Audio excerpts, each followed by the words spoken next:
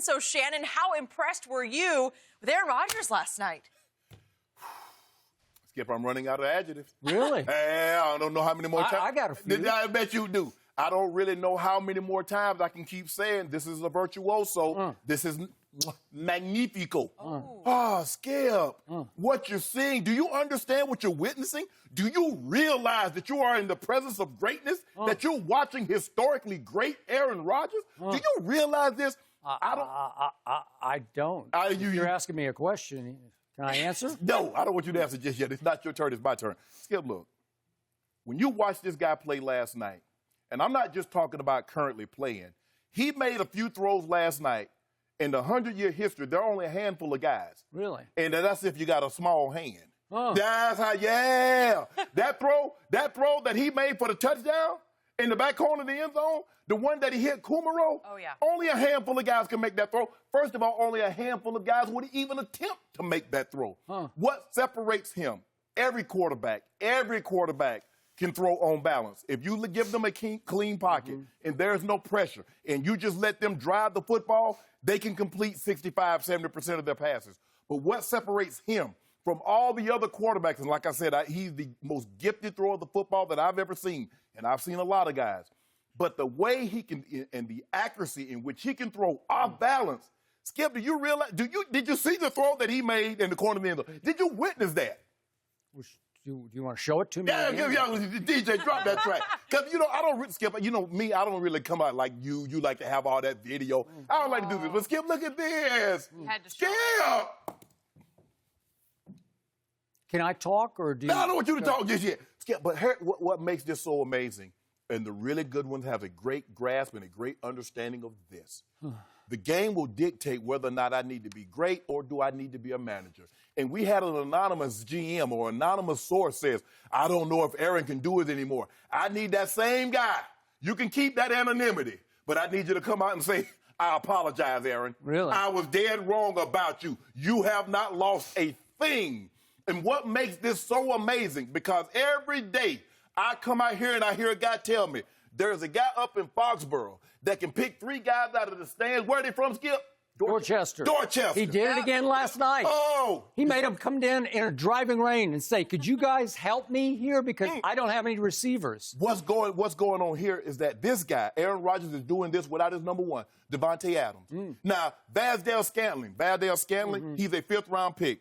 Geronimo Allison, undrafted free agent. Kumaro, undrafted free agent. Lazard, undrafted free agent. Now, I know a guy that if he doesn't have his number one, if you remove that hedge, Michael Gallup, if you remove Amari Cooper, he go to hell in a handbasket.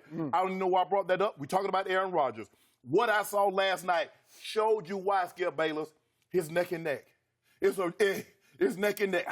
He running, and Russell Wilson running for MVP. Because what you saw last night let you know what he needed to do. They got constant pressure, and it didn't matter. He should have had 4 touchdowns. Jones stepped out of bounds on 1. Lazard, that was a touchdown. Aaron wanted his head coach to challenge that. That was a touchdown to Lazard. But he said, you know what, guys? Don't even worry about it. I'm going to get me 2 more tubs for the night over. Skip, that was a virtuoso. They're 7-1. They sitting real pretty. Right now, they're in the catbird seat. And if the playoffs ended, guess what? You guys going to have to come see us. You're going to have to see Aaron Rodgers, Skip Bayless. And I know you don't want to do that. So you're actually conceding we're going to be in the playoffs? Or? No. I say if they enter the day, which they don't. Because you got some more. Hold on. You still got Minnesota. You still got to go back to Philly. We got a hard schedule. Got a hard schedule. So I didn't mean to do this because I have a whole lot to say about everything you just spat out on the table. Most of it erroneous and off target, the way Aaron Rodgers often was off target last night. Really? Yep. I'm about to explain why, but I got to go to the flashpoint. Since you asked the DJ to drop this track, could we drop it one more time, please? Because Aaron Rodgers dropped a little knowledge after the game, and he said that he was intending this pass for Jimmy Graham. He must have overthrown Jimmy Graham, which is hard to do, by 10 yards. He said it was intended for Jimmy Graham. No, that ain't what he said, Skip. That ain't what he said. And he said, the wind actually helped me because I did see a flash of another jersey back there. I saw a flash, but he intended the ball for Jimmy Graham.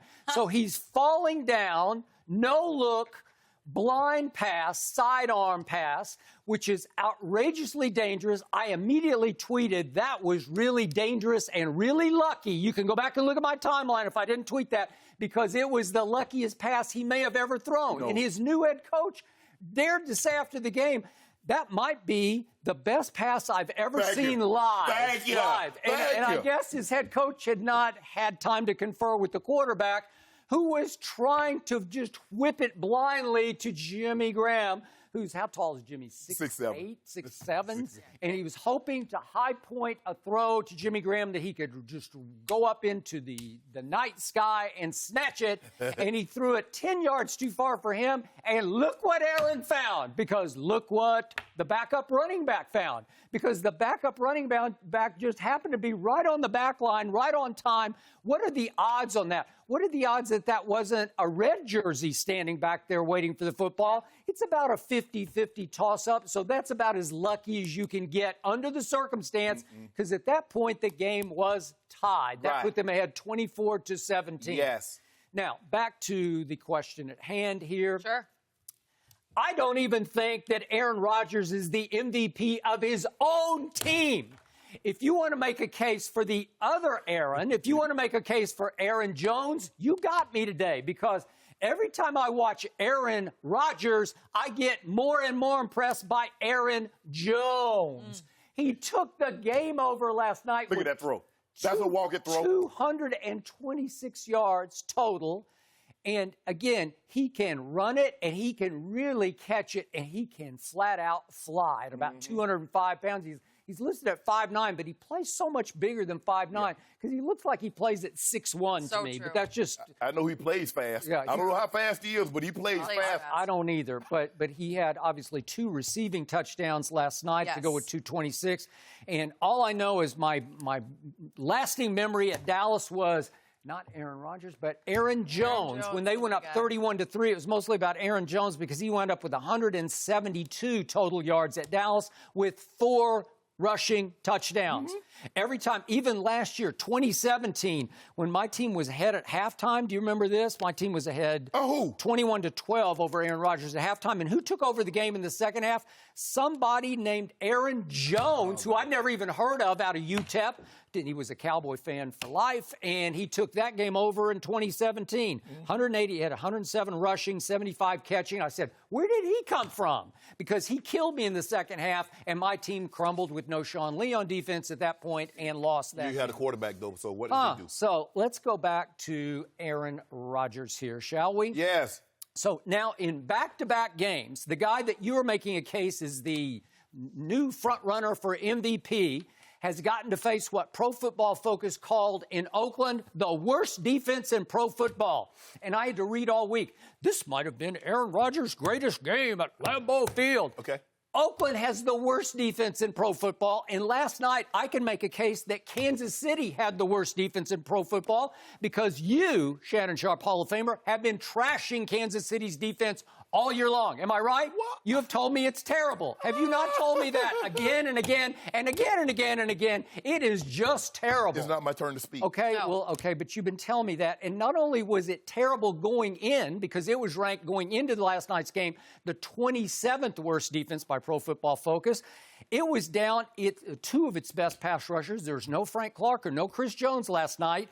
And right away, Alex Okafor, their defensive tackle, who was second on the team in sacks, he was lost for the rest of the game. They're already down a cornerback.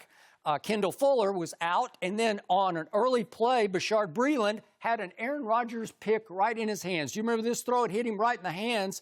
And he dropped it and fell on his shoulder and was lost for the game. So now you're down both starting cornerbacks. You're down your 3 best pass rushers and both your starting cornerbacks, and you're telling me it's a, what did you call it, virtuoso, against a bad, wait a second, a bad defense without 5 key starters, both cornerbacks and 3 pass rushers, and you're telling me virtuoso by Aaron Rodgers? Baloney! What are you doing? You have turned him into the LeBron James of the NFL.